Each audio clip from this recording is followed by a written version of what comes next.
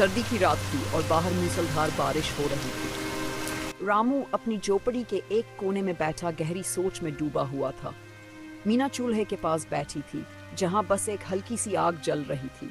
उनकी 5 साल की बेटी गौरी कोने में चादर लपेटे भूख से रोए जा रही थी। रामू, ये बारिश रुकने का नाम ही नहीं ले रही। खाने के लिए बस थोड़ा सा ही बचा है। मैं क्या कर सकता हूँ मीना?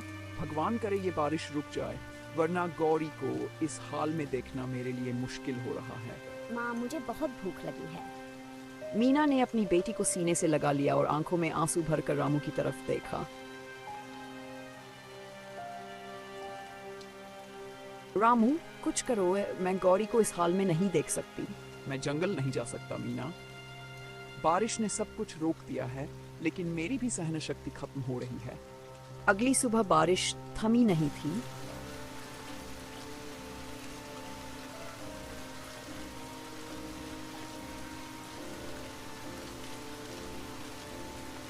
और झोपड़ी में भूख का आलम बढ़ता जा रहा था। गौरी कमजोर होकर चुप हो चुकी थी। मीना ने रामू की तरफ देखा। उसकी आंखों में उम्मीद के साथ बेबसी झलक रही थी। रामू, कुछ भी करो, हम इस तरह नहीं जी सकते। मैं जंगल जा रहा हूँ, चाहे कुछ भी हो। मैं लकड़ियाँ काट कर खाने का सामान ले आऊंगा। इस मौसम में तुम पागल हो गए हो। ये बारिश और ठंड तुम्हें मार डालेगी। मीना, अगर मैं नहीं गया तो हमारी गौरी इस भूख से मर जाएगी। ये सब सहना अब मेरे बस की बात नहीं। रामू बाहर निकल गया। ठंडी हवा उसके चेहरे पर तेज चाकू की तरह महसूस हो रही थी, लेकिन उसने हिम्मत नहीं हारी।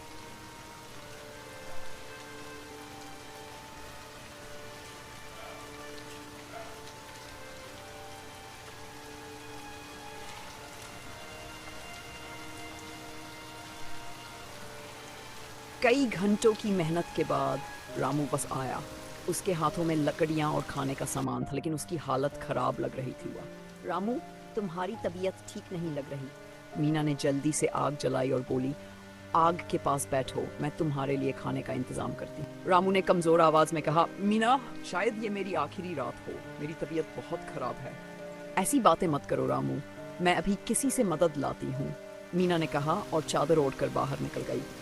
बारिश की गूंज और ठंड की तीव्रता में मीना एक चादर ओढ़कर झोपड़ी से बाहर निकलती है।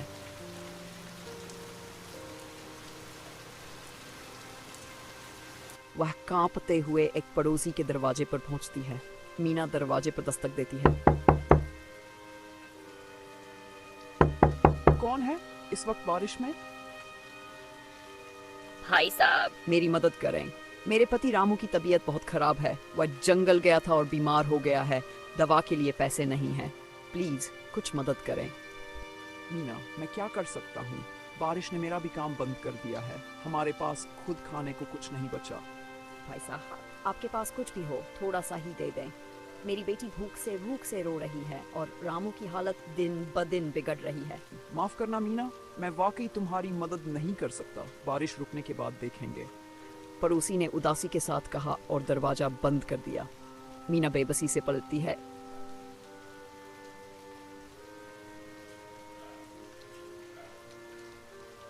एक और दरवाजे की तरफ जाती है। मीना एक बुजुर्ग महिला के दरवाजे पर पहुंचती है और दरवाजे पर दस्तक देती है। कौन है? माँ जी, मैं मीना हूँ, प्लीज दरवाजा खोलें। बुजुर्ग महिला दरवाजा खोलती है और मीना को देखकर हैरान होती है। बेटी, तुम इस ठंड और बारिश में यहाँ क्यों आई हो? माँ जी, राम बहुत बीमार है, मुझे दवा के लिए पैसे चाहिए, आप मेरी मदद करें। मेरे पास खुद कुछ नहीं है। मैं भी इस बारिश की वजह से परेशान, तुम्हें कुछ देने की हालत में नहीं हूँ। माँ जी, प्लीज कुछ तो करें। मेरी बेटी भूखी है और मेरे पति, मैं उनकी हालत नहीं देख सकती। बेटी, मैं जानती हूँ कि तुम मुश्किल में हो, लेकिन मैं कुछ भी नहीं कर सकती। भगवान तुम्हारी मदद करे। बुजुर्ग महिला ने कहा। उसकी आंखों में भी चिंता थी, लेकिन हाथ खाली थे। मीना मायूसी के साथ वहां से चल पड़ती है। वह धीरे धीरे गांव के एक और घर की ओर बढ़ती है, जहां से हंसी खुशी की आवाजें आ रही थी। उसे कुछ उम्मीद जगी थी, लेकिन दिल में अनहोनी का डर भी था। अंदर कोई है? एक महिला दरवाजा खोलती है और मीना को देखकर नाराजगी से बोलती है, क्या है? बारिश में क्यों शोर मचा रही हो? बहन मेरी मदद करो, मेरे पति की हालत खराब है और मेरे पास दवा के लिए कुछ नहीं है, प्लीज थोड़े से पैसे दे दो। हमारे पास कौन सा खजाना रखा हुआ है? हमें भी बारिश की वजह से नुकसान हुआ है। तुम्हारे मसले के लिए हम क्या करें? बहन मैं वादा करती हूँ, जैसे ही हालात बेहतर होंगे मैं तुम्हारे पैसे लौटा दूंगी, बस अभी मेरी मदद कर दो। महिला ने फिर से हाथ छटकते हुए कहा, मैं पहले ही कह रही हूँ हमारे पास कुछ नहीं है। अब जाओ यहाँ से और हमें तंग मत करो। महिला दरवाजा बंद कर देती है। मीना सन खड़ी रह जाती है, उसकी आंखों से आंसू बहने लगते हैं। वह मायूस होकर आसमान की तरफ, भगवान ये कैसी परीक्षा है, कोई भी हमारी मदद नहीं कर रहा, मेरे पास अब और रास्ता नहीं बचा। मीना धीरे धीरे चौपड़ी की तरफ लौटती है। रास्ते में बारिश और तेज हो जाती है, ठंड और भी बढ़ जाती है। वह कांपते हुए घर पहुंचती है।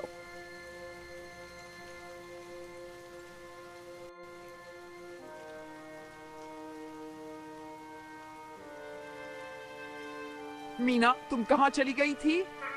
मैंने सबसे मदद मांगी लेकिन किसी ने भी हमारी मदद नहीं की। मुझे माफ कर दो, मैं कुछ भी नहीं कर पा रही हूँ। परेशान मत हो मीना, भगवान सब देख रहा है, वह हमारी मदद जरूर करेगा। चौपड़ी में मायूसी छा जाती है, लेकिन उम्मीद की एक हल्की सी किरण बस। रात का समय था और बारिश की आवाज अब भी सुनाई दे रही थी। अचानक दरवाजे पर दस्तक हुई। मीना ने जल्दी से दरवाजा खोला।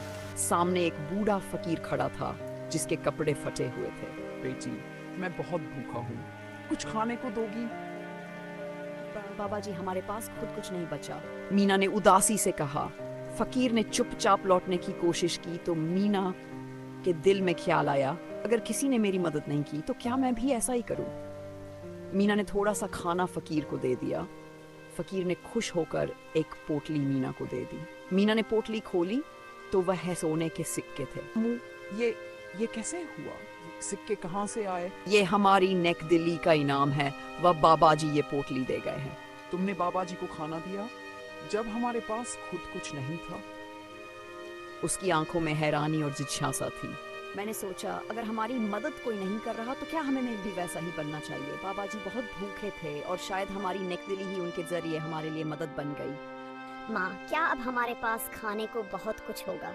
अब तुम भूखी नहीं रहोगी, हम ये सिक्के ले दवा भी लाएंगे और खाने का सामान भी। मीना ने खुशी से कहा। उसकी आंखों में उम्मीद की झलक थी। मीना तुमने सच में बड़ा दिल दिखाया, अगर तुम ऐसा न करती तो शायद ये सब न होता। भगवान ने तुम्हारी कुर्बानी दे। अब हम इन सिक्कों से दवा लाएंगे, तुम ठीक हो जाओगे और फिर हम जमीन खरीदेंगे। हम दोबारा कभी इस तरह परेशान नहीं होंगे। अब हम मेहनत करेंगे और अपनी जिंदगी बदल डालेंगे। ये सिक्के हमारी नई शुरुआत है। झिलमिला रही थी। मीना और रामू मुस्कुराकर एक दूसरे को देखते हैं। चौपड़ी में उम्मीद और खुशी का माहौल छा जाता है और मीना अपनी बेटी को गले से लगा लेती है।